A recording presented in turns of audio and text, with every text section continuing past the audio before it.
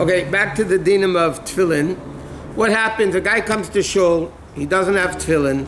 Now he has two options: either to daven with the minyan without tefillin, and then borrow a pair of tefillin after davening, or should he wait for davening until he gets a pair of tefillin? So in Kitzur he says you should wait and not daven, because it's very important to daven in tefillin and in Shmoneh Esrei with tefillin. Okay, so he says, what happens though if the Krishma is going to be passing or the time of davening is going to be passing? Then it's a different story. Now, then he should daven without tefillin and say Shema. But there's a very interesting thing. The Gemara says, whoever reads the Shema without tefillin is testifying false testimony. Kilu meid eid sheker. The Gemara says it, it's brought down in Shulchan Aruch. Whoever reads the Shema without tefillin is saying false testimony. Why? It's very simple. In Shema we say ukshartum la'isa yadecha, to wear tefillin, and you're saying the Shema about wearing tefillin, you're not wearing them. So there's a sikha from the Rabbi. The Rabbi was once asked about, a lot of times, let's say like yeshiva bachrim, whatever, they're davening, they learn first and then they daven, so they have to read Shema earlier, right?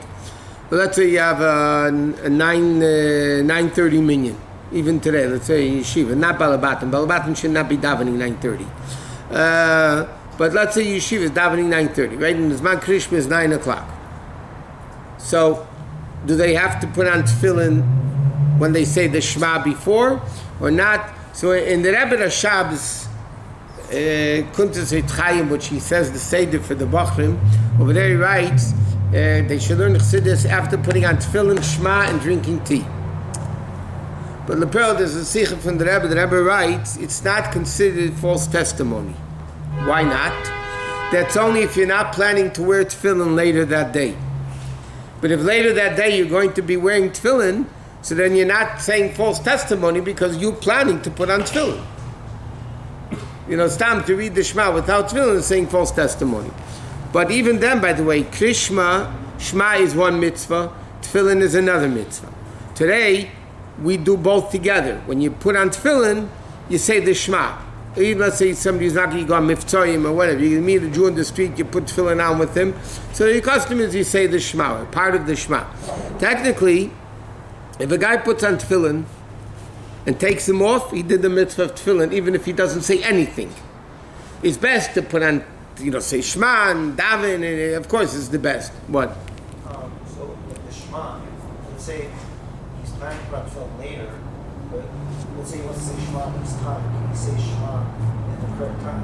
That's what I'm saying. He should say Shema in the correct time without tefillin. And then later, when he davens with tefillin, he'll say the Shema again. Like we do Shabbos. I mean, Shabbos, you don't wear tefillin, obviously. But at night, you shouldn't wear tefillin. In fact, the Gemara says in Menachos that, I think it's Amar Rabbi Yechon, if I'm not mistaken, that whoever puts on tefillin after Shkia is transgressing a negative commandment of the Torah. It's questionable what does that mean or whatever. But that's questionable also, what does it mean? After sundown or nightfall? Because when the Gemara says Shkia, it could mean the beginning of sundown or the end of sundown. Now, sunset is the beginning of sundown, and nightfall is the end of sundown. So there's two opinions. Even Mechanica, there's a whole question yeah. So when do we wear tefillin at mincha time? Only Tisha B'Av, because we don't wear them in the morning. So by that you have to make sure they're on before sundown. You have to daven mincha earlier, that you finish wearing tefillin before sundown. So tefillin could not be a makeup for like a regular day. What do you mean? Maybe somebody needs to do tefillin in the morning and then No, your tefillin you could put on a whole day, sunrise to sundown. After sundown, so the minhag is between sundown and nightfall, because it's called Ben Hashmash's twilight zone. So then the custom is they would put it on without a bracha, if the guy didn't do it that day. But tefillin don't have to be worn in the morning only. davening has to be, shachris has to be done in the morning. Tefillin is not, like we said, the mitzvah of tefillin has nothing to do with prayer or davening. There's a mitzvah putting on tefillin. When is the mitzvah of tefillin? From Mishayakir in the morning when you recognize somebody, like we said, a partial friend 6 feet away, until sundown. Anytime you didn't put on tefillin, you could put on tefillin that time. It's not that if you missed the morning, you blew it and that's it. It doesn't work like that. So if you miss the morning, you would put it on when you say during mincha? In fact, in Kitzur it says, Yispal mehem mincha. If a guy didn't have a chance to daven earlier, he says, yeah, you put on tefillin, daven mincha with them. The only time we do, and a lot of Sfardim, by the way, put tefillin on Tisha B'Av in the morning, but I'm saying most people that don't, it says the only time of the year that we put tefillin on at mincha, because you can't wear them at shachris. Okay, and next is you're allowed to borrow somebody's, what? The reason we don't put them on Tisha B'Av and Shachar Because they're called Pe'er, glory, and Tisha B'Av doesn't have the glory. Okay, but now another thing is you're allowed to borrow your friend's tefillin without permission, providing you put it back where you found it, how you found it. Why? Because the Gemara says we assume a person is happy that a mitzvah should be done with his money in a place where there's no loss of money. That's what we learned. By talis, you could borrow talis without permission. Tefillin, you could borrow without permission. It's not a problem. Now, the poskim write like this. One second. What happens if you borrow somebody's tefillin and the guy comes to you, the owner of the tefillin, and he starts screaming at you? So obviously, he doesn't want you to wear them. So then you have to take them off. And the next pair of tefillin you put on, you have to make a bracha on them. Or generally speaking, there's another interesting thing. Every different pair of tefillin you put on, you have to make a bracha. Let's say I put on my tefillin, and then for whatever reason it is, I'm not happy with my tefillin, so I put on your tefillin. If it's a separate pair of tefillin, I have to make a separate bracha. Except from Rashi to... No, I'm talking about 2 Rashis, 3 Rashis. What? It's good to, or it's required, whatever, that you wear tefillin during Shachar, right? Right. Okay. Why not during Mincha also? If it's good for Shachar, why isn't it good for Mincha? Because we learned the other day, we don't wear tefillin the whole day. We only wear it when... You put it on again. You come second I'm time. saying because we don't want to wear tefillin when we don't have to. Tefillin are too holy that if they're not obligated in them, or that's why we don't wear tefillin the whole day. Okay, so if... Why should we put on tefillin to mincha? Why shouldn't you just put it on and take it off and daven Shachar without it? Because Chazal instituted that while you're wearing the tefillin, it's appropriate to daven with it. But again, if somebody put on tefillin, took them off, they did the mitzvah of tefillin, they didn't do the mitzvah of davening, but they did the mitzvah of tefillin. The mitzvah of tefillin is to wear tefillin. So if someone's not so comfortable davening... They should wear tefillin when they daven, yeah. Did we discuss what if somebody by mistake put Rabbanan on first? Yes, we did. If they made a bracha on Rabbeinu Tam and they davened Rashis, they davened the whole davening, then because they spoke and they talked different things, they have to make a new bracha on Rabbeinu Tam. And Rashis, I'm sorry, Rashis, yeah. Okay. Now, tefillin, like we learned the other day, need what's called guf naki. That the Gemara says. It needs a clean body. What does it mean, a clean body? You shouldn't pass gas in it, things like that. So therefore, if a person has a stomach issue that they're not able to be in control for even a short period of time, then they're not obligated in tefillin. Let's say a guy is running to the bathroom a lot. Okay? So to daven a whole shachas in tefillin, he can't wait 45 minutes. He'll be running in the middle. So then al pidin, the proper thing for him to do, if he can hold himself in, let's say for 5 minutes, to put on tefillin, say Shema, take him off, and then daven, and then he goes to the bathroom. But if he can't even hold himself back during the time he's wearing the tefillin, halachically he doesn't have to wear tefillin. He's parted from tefillin. It says, okay. Next.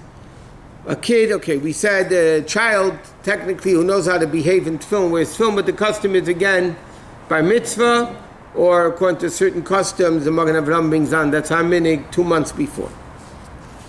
Okay, whether you wear tefillin or chol hamoed, we learned already many times. It's an argument in halacha whether you're doing that, don't. Okay, next thing is like this: tefillin that you know are kosher. Okay, you buy a normal, good, kosher pair of tefillin. How often do you have to check them? So halachically, if they're sealed properly and you bought them as a proper pair of tefillin, the assumption is they're always kosher. So in halacha it says technically you don't have to check them, but halacha says you should check them twice in 7 years. What's the cheshbon twice in 7 years?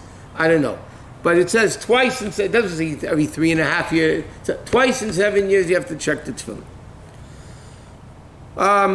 In other places, and the Rebbe wanted this, by the way, the Mata Ephraim brings down that the very careful people, meticulous people, check their tefillin every year in the month of Elul. Every year in the month of Elul, they check their tefillin. Why necessarily? Elul because it's a time where you're looking for mitzvahs. So we go and fish like kids like. Huh? Yeah. This should be, it's the proper time. It's a time for introspection, and you're looking inside the tefillin. Looking inside the physical box of tefillin is not introspection. But It's if not. you do it now, you do it in Elul, and you do it another month. Is it illegal to do it? No, you could do it. It's better to do it. It's better to do it. Rabbi, some say In fact, 1 second.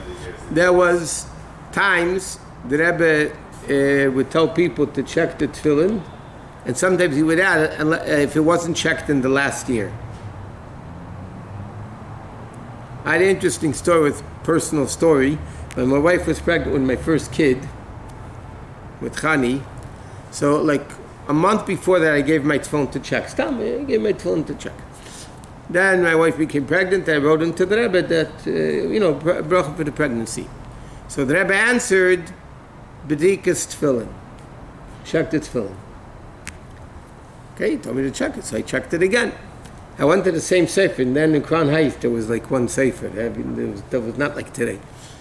So I brought it to him. He says, I just checked them for you. So he said, yeah, but now the Rebbe told me to check them. So he said, okay. He found something wrong. Not something that disqualified the tefillin. He found something wrong that he had to fix.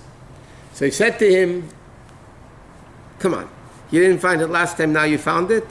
So he said to me, when the Rebbe says to check tefillin, I look differently. They look differently. Did he charge you the second time? It was 42 years ago. I don't really remember. I don't remember. It was 42 years ago. I don't remember. Rabbi had this argument that every year when you check it, just for timing it and opening it and closing it, that in itself could make it more of a chance of it, rather than leaving it alone. If you have a proper sefer that knows what he's doing, yeah, there are a lot of times the sefer, by putting it back in, will mess it up. They'll mess it up. But they don't sew it rightly, they put in the wrong one. Like any other thing. Doctors also put back the wrong parts of the body inside and leave some tools there, and it happens. But, yeah. But the truth is, the fact that Allah says to do it every year, it's not going to ruin the tefillin. By the way, another interesting thing, like somebody mentioned this the other day. If tefillin fall on the floor, there's a custom to check them. If tefillin got wet, then it's more so. Then then you have to check the tefillin. If you fall on the floor, you have to fast. Yeah, I mean, if you're able to for a day, but otherwise you give tzedakah. But if tefillin got wet, that's why if you go to the mikveh, you take a shower, and then you daven right away, you need to really dry your hair well, because the moistness, the wetness, and the moisture goes in through the bottom seam of the tefillin. And if it goes into the bottom seam of the tefillin, it could ruin the tefillin. All you need a little water, it rubs out the letters. One letter is waterlogged, the whole tefillin is not So ideally you should shave your head. Yeah, and keep it shaved.